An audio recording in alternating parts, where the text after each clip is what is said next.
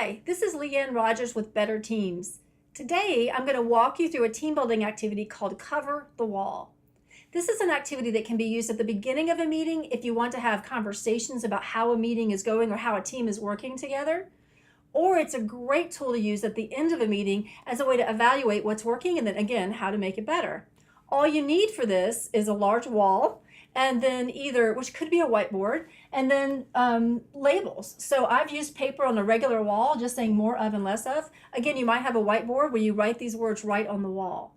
Then each team member needs 2 sticky notes. I like the big 4x6 sticky notes, and they also need a marker so that they can write big and large and it can be read from across the room. You ask each team member to label each of their pieces of paper, one more of and one less of, and then you give them 2 minutes to individually decide what do they want to see more of from this team and what do they want to see less of from this team to make the team work better and be more united in reaching their goals and working better in a way that makes them happy. So you give each person a minute or 2 to write these down, and then you have 2 choices. They can either come up one by one and share these with a team and you can talk in more detail about them. Or if you're really short on time, they can come up and post them on the wall, and then later on you can type them up and maybe use them at a following team meeting for discussions. So just to give you an idea of how this might look, maybe one person says, hey, I want more two-way communication at our staff meetings. It feels like a lot of readouts and presentations and we're not really having good dialogue.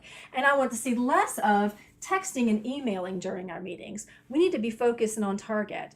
And perhaps someone else says, hey, I'd like to see us be more upfront when we disagree with each other. It seems like we're holding back in meetings and kind of talking about things after the meeting rather than just being direct with each other. Someone else might say, hey, I'd like to see less of us holding back opinions so we don't hurt each other's feelings. We need to be honest. We need to come straight forward.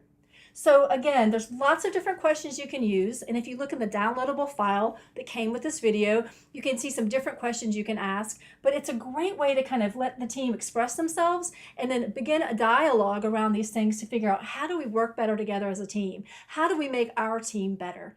I hope you enjoy this.